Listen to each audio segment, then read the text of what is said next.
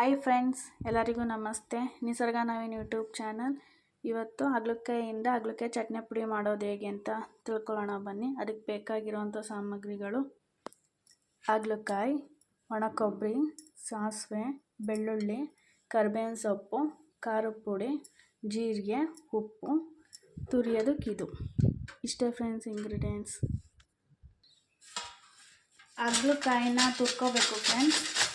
ಈ ಥರ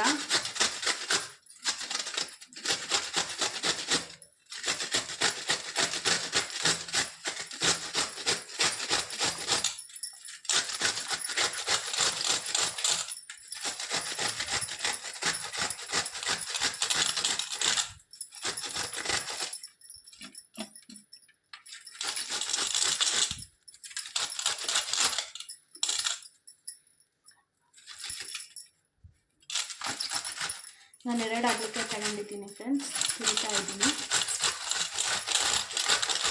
ಈ ಥರ ಬೀಳುತ್ತೆ. ತುರಿಯ ಮನೆಯಲ್ಲಿ ತುರಿದೆ.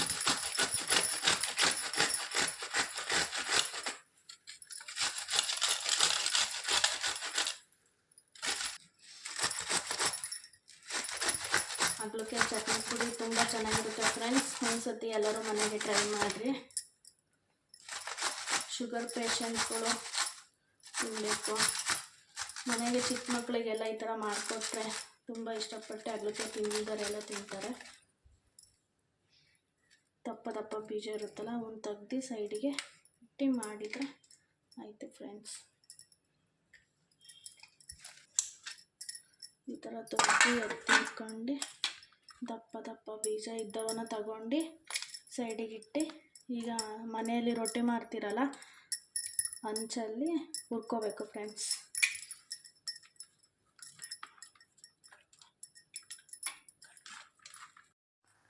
ಹಂಚು ಕಾಯೋದಕ್ಕೆ ಇಟ್ಟು ಫ್ರೆಂಡ್ಸ್, ಈ ಥರ ಹಾಗಲಕಾಯಿನ ತುರ್ಕೊಂಡಿದ್ವಲ್ಲ ಅದನ್ನ ರೊಟ್ಟಿ ಹಂಚಿಗೆ ಹಾಕಿ ಮೀಡಿಯಮ್ ಫ್ಲೇಮಲ್ಲಿ ಇದನ್ನ ರೋಸ್ಟ್ ಮಾಡಬೇಕು.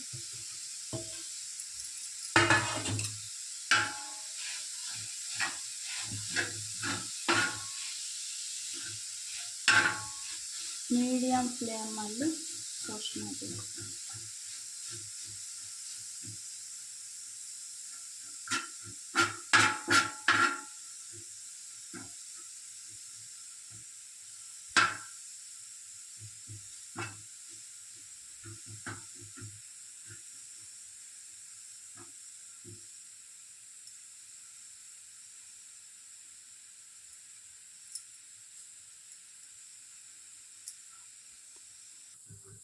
ಇದಕ್ಕೆ ಸ್ವಲ್ಪ ಮಧ್ಯ ಸ್ವಲ್ಪ ಎಣ್ಣೆ ಹಾಕ್ಕೊಂತ ಮೀಡಿಯಮ್ ಫ್ಲೇಮಲ್ಲಿ ಹುರಿಬೇಕು ಫ್ರೆಂಡ್ಸ್. ಕೈ ಬಿಡ್ದೇನೆ ಈ ಥರ ಹುರಕ್ಕಂತ ನಿಧಾನ ಫ್ಲೇಮಲ್ಲಿ ಹುರಿದ್ರೆ ಹಾಗಲಕಾಯಿ ಚಟ್ನಿ ಪುಡಿ ತುಂಬ ಸಿಂಪಲ್ ಮಾಡೋದು. ಎಲ್ಲರೂ ಮನೆಗೆ ಟ್ರೈ ಮಾಡಿ ಫ್ರೆಂಡ್ಸ್.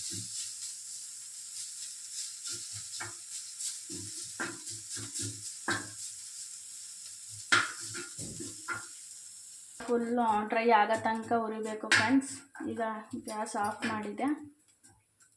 ಮಿಕ್ಸಿ ಮಾಡೋದು ಹೇಗೆ ಅಂತ ನೋಡೋಣ ಬನ್ನಿ. ಒಣ ಕೊಬ್ಬರಿ ಫ್ರೆಂಡ್ಸ್, ಒಣ ಕೊಬ್ಬರಿನ ಮಿಕ್ಸಿ ಜಾರಿಗೆ ಹಾಕ್ಕೊಂಡು ಸ್ವಲ್ಪ ತುರ್ಕೊಂಡಿದ್ದೀನಿ, ಸ್ವಲ್ಪ ಹೆಚ್ಕೊಂಡಿದ್ದೀನಿ. ಒಣ ಕೊಬ್ಬರಿ, ಖಾರದ ಪುಡಿ, 2 ಕರಿಬೇವಿನ ಸೊಪ್ಪು, 2 ಜೀರಿಗೆ,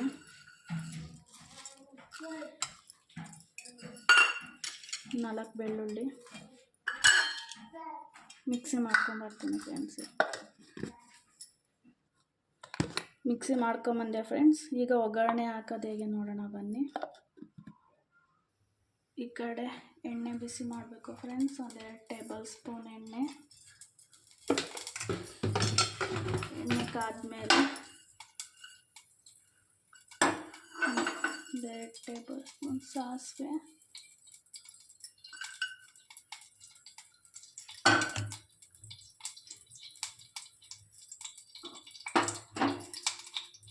2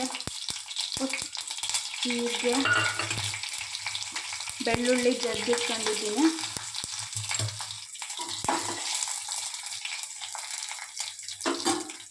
ಕರ್ಬೇವಿನ ಸೊಪ್ಪು ಕಲಿಸ್ಕೋಬೇಕು.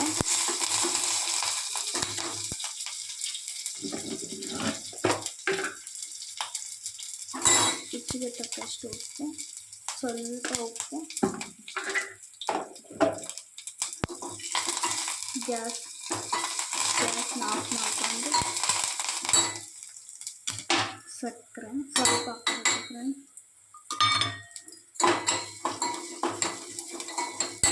ಮಿಕ್ಸಿ ಮಾಡಿಟ್ಕೊಂಡಿರೋದು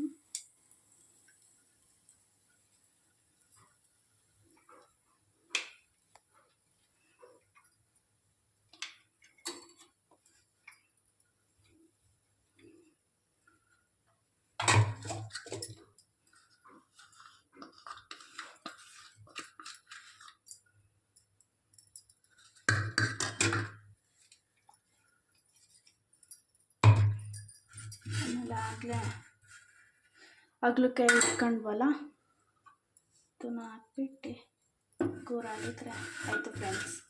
ಹಾಗಲಕಾಯಿ ಚಟ್ನಿ ಪುಡಿ. ಹಾಗಲಕಾಯಿ ತಿನ್ನಲಿಲ್ದವ್ರು ಈ ಥರ ಮಾಡಿಕೊಟ್ಬಿಟ್ರೆ ತಿಂತಾರೆ ಫ್ರೆಂಡ್ಸ್.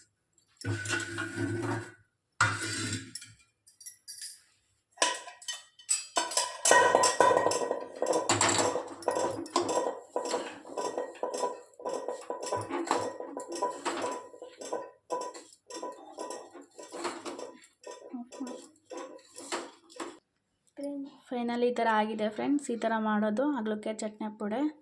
ಮನೆಯಲ್ಲಿ ಹಾಗಲಕಾಯಿ ತಿನ್ನಲಿಲ್ದವ್ರಿಗೆ ಈ ಥರ ಮಾಡಿಕೊಡ್ರೆ ಚೆನ್ನಾಗಿರುತ್ತೆ. ಎಷ್ಟು ದಿನ ಆದರೂ ಇಡ್ಬೋದು ಬಾಕ್ಸಲ್ಲಿ ಹಾಕಿ.